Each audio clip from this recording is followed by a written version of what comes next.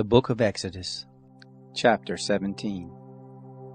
All the congregation of the children of Israel traveled from the wilderness of Sin by their journeys, according to the Lord's commandment, and encamped in Rephidim. But there was no water for the people to drink. Therefore the people quarreled with Moses and said, "Give us water to drink." Moses said to them, "Why do you quarrel with me?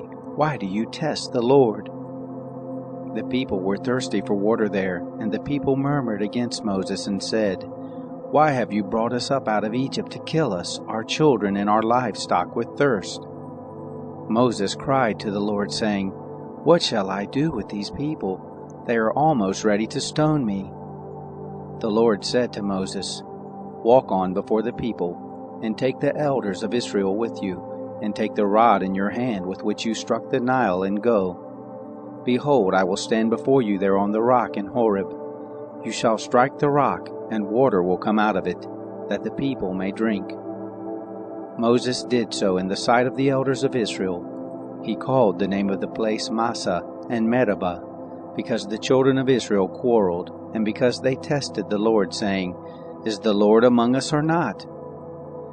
Then Amalek came and fought with Israel in Rephidim.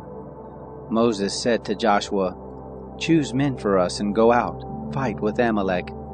Tomorrow I will stand on the top of the hill with God's rod in my hand."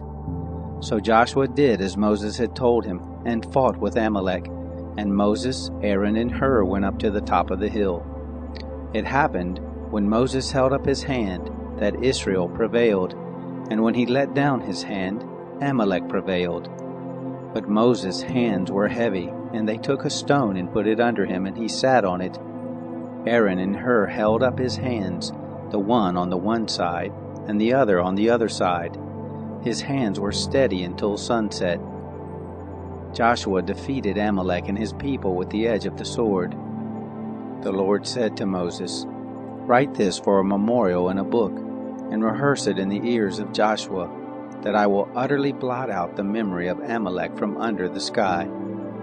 Moses built an altar, and called the name of it the Lord our banner.